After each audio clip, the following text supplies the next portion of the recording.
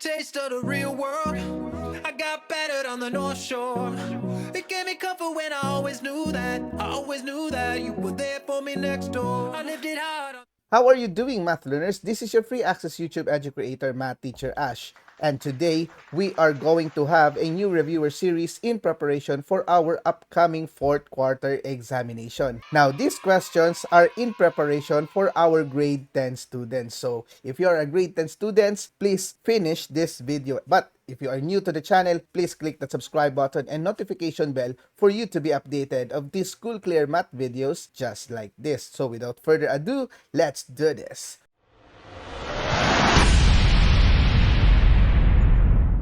Question number 1. What do you call each score point when the distribution is divided into 4 equal parts? Is it A, decile, B, percentile, C, quartile, or D, quantile? I'll give you 5 seconds to think about your answer. 5, 4, 3, 2, 1.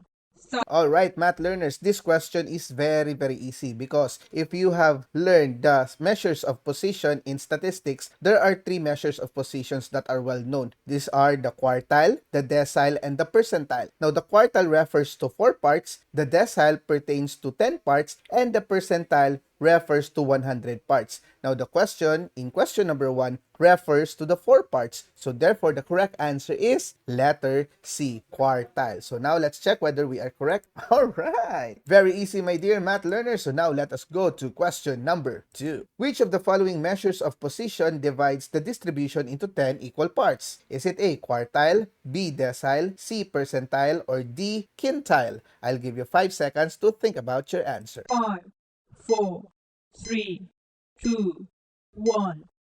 Alright, math learners, we have already discussed this in the first question. Now, question number 2 refers to the 10 equal parts. So, the correct answer for that is the measure of position for, very good, letter B, decile. Let's check whether we are correct. Alright, very easy, my dear math learners. So now let us go to question number 3. Which of the following is equivalent to the third quartile? Is it A, the lower quartile, B, the 7th decile, C, the 75th percentile, or D, the 65th percentile? I'll give you 5 seconds to think about your answer. 5, 4, 3, 2, 1.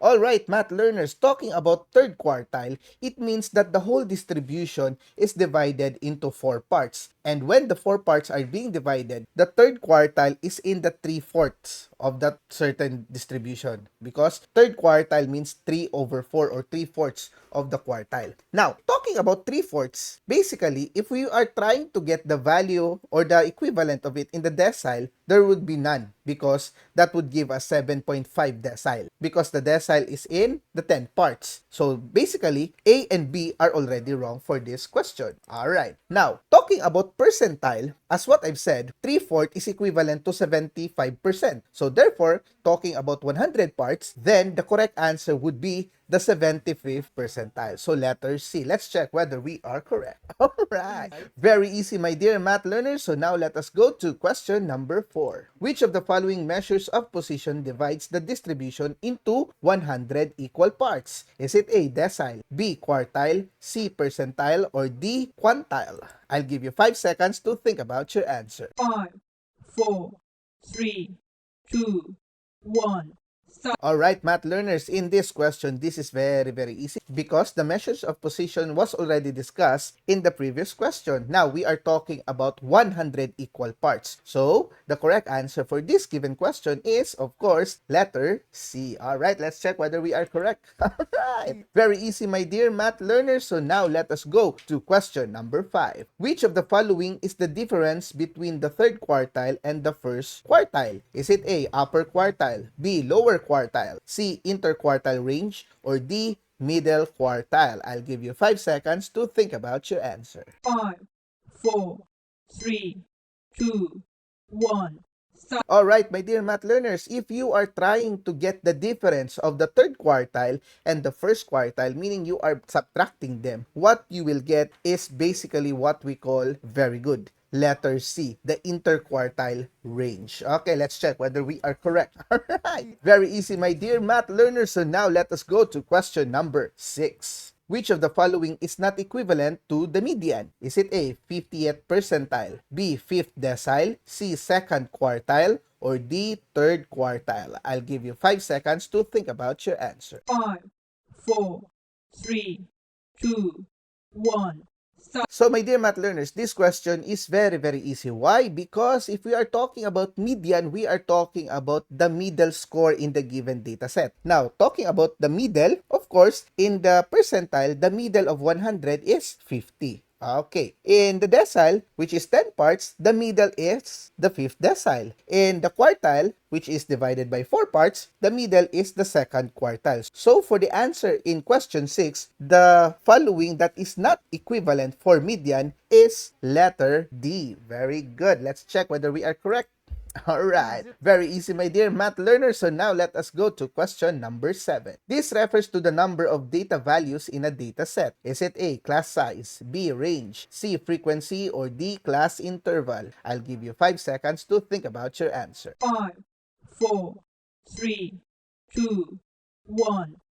Okay, my dear math learners, referring to the number of data values in a data set, we are talking about the total of the tally being made in the given data. Okay, so when you tally those scores, the total of the tally is known as the frequency distribution. So if we are talking about the number of data values in a particular data set, that is basically letter C. All right, very easy my dear math learners. So now let us go to question number 8. In the given data 21, 18, 25, 19, 22, 17, 24, what is the middle score? Is it A, 19, B, 20, C, 21, or D, 22? I'll give you 5 seconds to think about your answer. 5, 4, 3, 2, 1.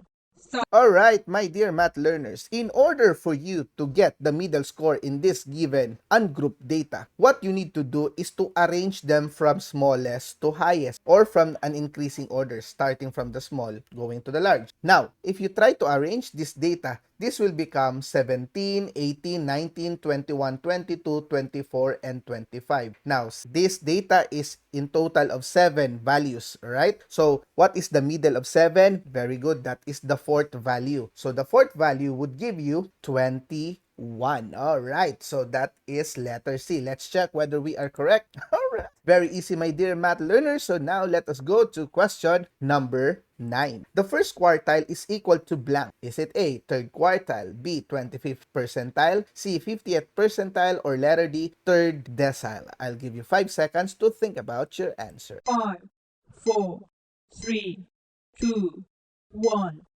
Okay, my dear math learners, this is very easy because the first quartile is the first part out of 4. So that is 1/4. Now, talking about 1/4, 3rd quartile is not the correct answer because 3rd quartile is the 3/4. The 50th percentile is half of the whole 100 parts. So this is not also 1/4. So the correct answer for this given question is, of course, letter B, the 25th percentile, because the 25th percentile is 1/4 of the whole 100, which is just equivalent to the first quartile. All right, let's check whether we are correct. All right, very easy, my dear math learners. So now let us go to question number 10. In the set of scores 22, 18, 24, 19, 25, 21, 23, 20, and 22, the median score is blank. Is it A, 21, B, 22, C, 23, B, 24? I'll give you 5 seconds to think about your answer. 5, 4, 3, 2, 1. Alright, my dear math learners, this is just the same as what we did earlier in knowing the middle score. So the median score is basically the middle score. So what you need to do is to arrange the given data set from smallest to largest. So these are, I think these are 9 values because there are 2, 4, 6, 8, 9. So 9 values. And the middle value for the 9 values is the 5th value. So what is the 5th value? when you try to arrange them, the arrangement becomes 18, 19, 20, 21, 22, 22, 23, 24, and 25. And the fifth value of that would give you, alright, that is 22. So letter B is our correct answer. Let's check whether we are correct. Alright. Very easy, my dear math learners, and I would like to congratulate you for finishing the first part of our reviewer series. You have already finished 10 questions, and there are 30 more to go. Now, what is your score in answering these 10 questions? Kindly share it in our comment section below. Of course, if you have some questions, feel free to put it in our comment section below. And if you find this very helpful, please click the subscribe button and notification bell, and also share this to your fellow friends, classmates, and schoolmates. Now, let us go to our second part of the reviewer series.